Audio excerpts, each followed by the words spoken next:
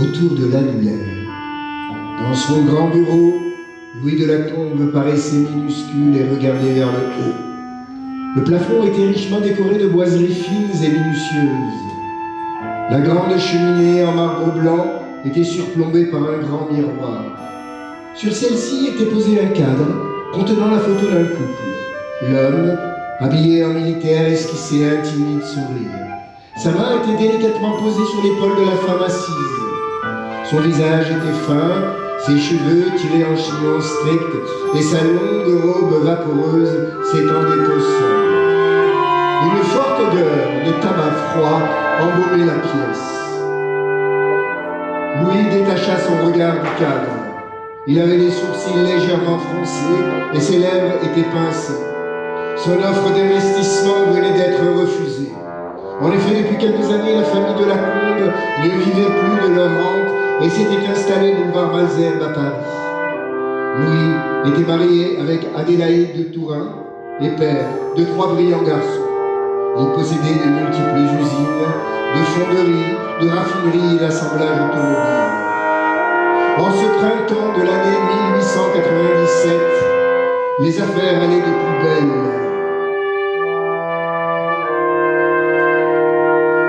Il s'autorisa un somme.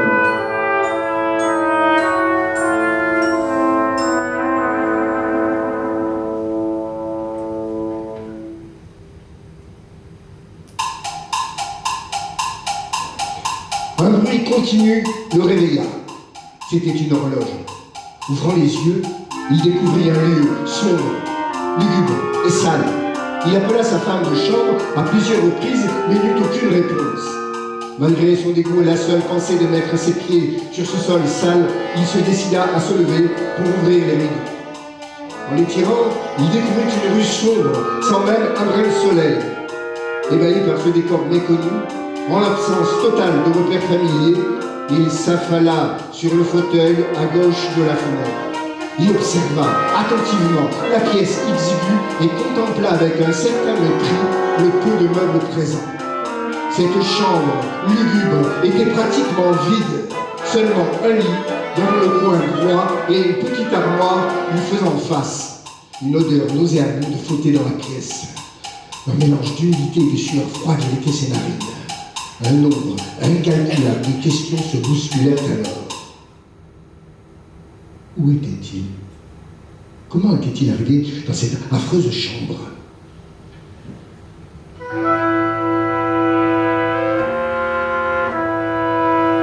Il se souvint très bien de la veille. Ce qu'il avait fait, mangé, bu avant de se coucher, rien n'aurait pu le mener même inconsciemment jusqu'ici. Alors, il scruta la chambre pour comprendre où il pouvait être. Louis ouvrit l'armoire. À l'intérieur étaient suspendues des tenues de travail, un pantalon, une blouse, des bottines, ainsi que du linge de corps. Louis comprit alors qu'il se trouvait dans une chambre d'ouvrier, sûrement non loin d'une usine dans le nord-est de Paris. Le bas de l'armoire était composé de 2 tiroirs. Il ouvrit le premier et trouva un simple paquet de cigarettes ainsi qu'un briquet. Dans le deuxième, il trouva une glace qu'il retrouva. Se sent se glaça, il de froid et poussa un cri de terreur. Ce n'était pas lui. Horrifié et abasourdi, il observa chaque recoin de ce visage. Il en était certain. Ce n'était pas le sien. Sa main tremblante balaya ses traits inconnus. Il longea les rides de son front qui l'amenèrent vers le début de son nez. Ses doigts heurtèrent de longs sourcils dressés. Il effleura un long nez formé d'imposantes narines, d'où sortaient quelques poils drus. Puis il fut surpris par la maigreur de ses joues. Ses mains, d'habitude si pâles et belles, étaient sales et usées par la pratique d'une évidente profession. Ahuri, il s'appuya contre la fenêtre. Louis était dans l'incompréhension la plus totale, il ne comprenait rien, se fascinait surtout sa présence dans cette pièce inconnue, au beau milieu des quartiers ouvriers de Paris, le reflet de ce vieil homme à la peau flasque qui lui était totalement inconnu. En quête d'informations, Louis continua ses recherches. Les 2 battants de l'armoire étant toujours ouverts, il décida d'inspecter les poches de ses habits. Dans celle d'un ample pantalon, il trouva une petite enveloppe avec un cachet officiel. Celle-ci contenait une autorisation de travail pour une usine se trouvant à Montreuil. Il eut à peine le temps de lire le nom de l'usine qu'il dut s'asseoir sous peine de tomber dans les pommes. Il était éberlué. Cet ouvrier travaillait dans les usines de sa propre compagnie. Soudain, il entendit une femme lui criant de se dépêcher car Étienne l'attendait pour aller au travail. Il ne savait pas quoi faire. Qui était cette femme? Et c'était Étienne. Sa curiosité le poussa à passer le pas de la porte et rejoindre ce monde qui l'attendait.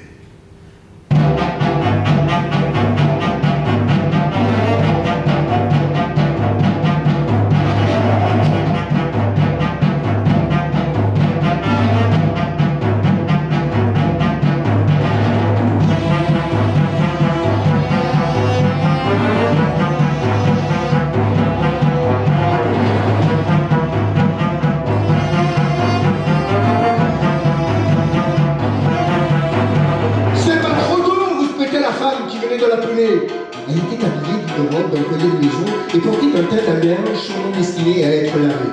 Il balbutia quelques mots avant d'être violemment poussé dehors par cette femme. « Allez, du balai et au travail, nous en avons besoin !» lui dit-elle avant de claquer la porte d'entrée. Il fut alors entraîné dans une foule d'ouvriers. Une main le tapa amicalement l'épaule. C'était un grand homme brun, habillé d'une blouse bleue abîmée. « Comment vas-tu, Pierre ?» lui dit-il. Il recula nerveusement et ne chercha pas à lui répondre. « Tu n'as pas l'air de ton assiette, mon vieux. C'est encore Gabriel qui t'a sorti le lit à coup de balai. »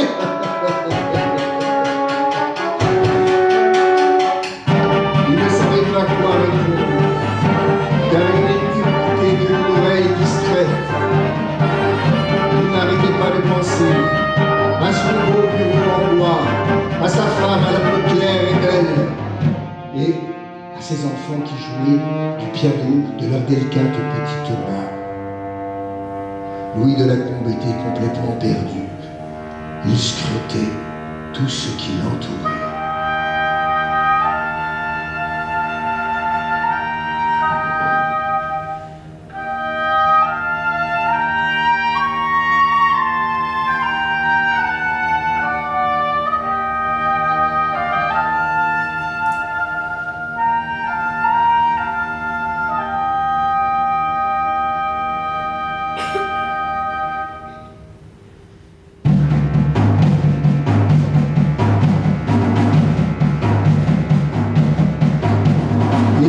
Parlait fort. Étienne se tenait à côté de lui. Il entra dans l'établi. Une odeur rare s'en dégagea immédiatement. Tout était gris et empli d'une épaisse fumée. La foule l'emporta jusqu'au centre de l'usine. C'était comme un grand rond-point. Des machines toutes plus grosses les unes que les autres faisaient face à des ouvriers casqués et au fond une longue chaîne. Louis ne sut pas aussitôt ce que c'était, mais une chaleur étouffante s'en dégageait. Il suivit l'homme qu'il avait interpellé ce matin. Il se retrouva devant un établi contenant un grand pot avec une substance qu'il ne reconnut pas et une sorte de marteau. Il se mit alors à l'ouvrage.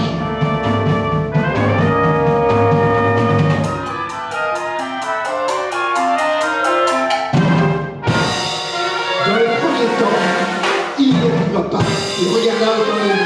Son voisin demanda ce qu'il avait. L'atmosphère de l'usine était forte. Il prit vite le coup de main mais sentit aussitôt de grandes douleurs parcourir son dos et tout son bras. Au bout de 3 heures, enfin, l'heure de la pause sonna.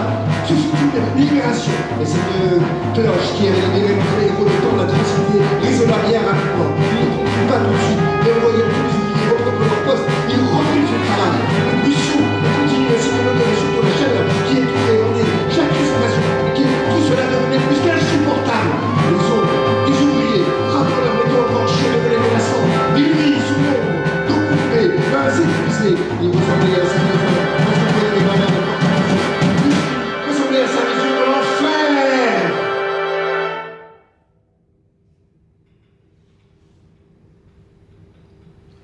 La journée se termina. Et il parla quelques secondes avec un prénommé Jean. Celui-ci lui expliqua la paye ridicule qu'il recevait, les conditions dangereuses. Louis n'en avait jamais entendu parler. Il l'écouta sans rien dire, exposer sa misère, par courtoisie peut-être ou par culpabilité. Les douleurs ne s'estompèrent pas et l'odeur nauséabonde de lui avait provoqué des maux contre le crâne. Ce corps paraissait si faible, et pourtant du même âge que le sien. Épuisé, et voyant la faible lumière s'estomper, il rentra chez lui, exténué. Jamais il n'avait pu imaginer de telles conditions. À vrai dire, il n'y avait jamais pensé. Ce qui lui importait étaient les chiffres qu'il voyait dans ses carnets à la fin des mois, et non comment cet engrenage marchait. Il se sentait seul et vide. Il s'endormit avec un réveil entrecoupé.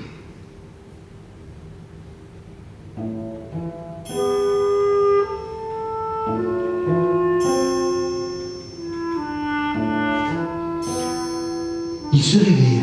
Les moulures de son plafond le rassurèrent aussitôt. En entrebâillant la porte, il vit les bonnes s'activer. Il pensa furtivement à Gabriel. Ses enfants étaient déjà avec le précepteur et sa femme s'attelait à sa couture. Il se prépara et entra dans son bureau. Au milieu de celui-ci se trouvait la fiche de production mensuelle de l'usine. Le profit augmentait tandis que le nombre d'ouvriers n'augmentait pas. Cela lui expliqua la cadence de cette terrible journée. À chaque fois que le souvenir revenait, il le chassait avec terreur. Il déjeuna avec des hauts membres de l'administration parisienne et sa journée se déroula sans le moindre accroc. Il vit à la lumière de sa lampe de chevet son ombre, droite, jeune et belle.